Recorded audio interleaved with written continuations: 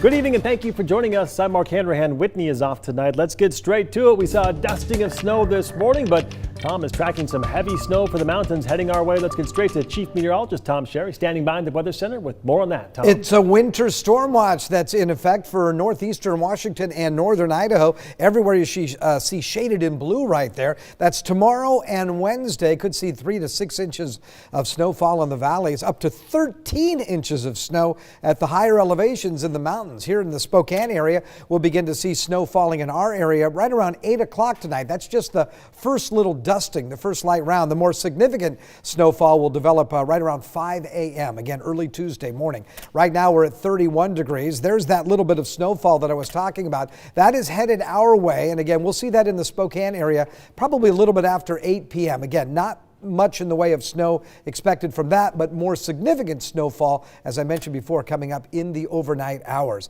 Down to 29 tonight, and that morning snow that we see in Spokane will change over to afternoon rain. After 12 noon, we'll look for just plain old rain showers as temperatures get up to 39. So a slippery morning commute, and then it should be okay headed home. If you're going over the passes, though, at any time of the day, be prepared for winter driving conditions. Right now, the weekend, first weekend of 2020, looking dry, mostly cloudy, 40 on Saturday, 38 on Sunday. I'll check your 10-day outlook coming up in a few minutes. Sounds good, Tom. Thank you very much. Just a few hours ago, Nadine Woodward gave her first speech as the mayor of Spokane. Our political reporter, Casey Decker, isolated some of the main goals she set for herself and how easy or difficult they might be to achieve. After a campaign that focused a lot of attention on crime and homelessness, the first issue Woodward brought up was something else entirely. We are on our way to finishing the redevelopment of Riverfront Park, continuing to build opportunities for recreation throughout our gorgeous city. Improving parks is a goal that, politically speaking, shouldn't be too difficult. It was a big focus of the past mayor, and Woodward is keeping a lot of Condon's key staff. With several projects already in the works and a council that's funded parks in the past, this is a very achievable goal. Make our neighborhoods and our downtown core safer and comfortable for everyone. Woodward then transitioned to the messaging that was core to her campaign, public safety. Crime in Spokane and downtown specifically has actually gone down quite a bit recently. But you heard there Woodward also saying she wants people to feel more comfortable in the city, and that's where the precinct comes in. We will also bring the downtown precinct back into the core. We need to give our law enforcement the right tools to do their job effectively, and it starts with more officers on patrol.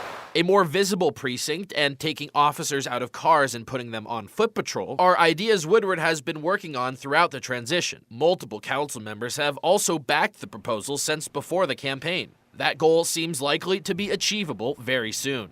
My administration will focus on providing our most vulnerable a path to self-sufficiency. Homelessness is still the #1 issue to many people, and it's likely to be one of the more challenging ones for the Woodward administration. A lot of homelessness policy over the past few years has been mired in political gridlock. That could change given the so far highly collaborative relationship between the mayor and council president Breanne Beggs. But it's still the issue on which Woodward and the council have probably the most fundamental differences. Casey Decker, KREM 2 News. The U.S. Border Patrol agent and his canine partner were involved in a car crash yesterday. Investigators say they hit black ice on Highway 395 near Colville. Canine Jackie died in the crash. We're told the agent has multiple injuries but is expected to be okay. The acting chief patrol agent sent out this statement saying, in part, "We understand the risks that we take as well as our canine partners. It is never easy when we lose a partner." One child was injured in another two-car crash on Highway 395 in Adams County last night. It happened near Lind, Washington. Troopers say a driver was going the wrong way on Highway 395 when they hit another vehicle with 2 kids inside. One of those kids was taken to the hospital. All lanes were closed but have since reopened. We still do not know if the driver is facing any criminal charges. We will keep you updated here as well as on KREM.com. The man behind the push for $30 car tab fees is back in Olympia filing a new lawsuit today. Tim Eyman says he wants to protect your voter-approved Initiative 976, which is being blocked by an injunction right now.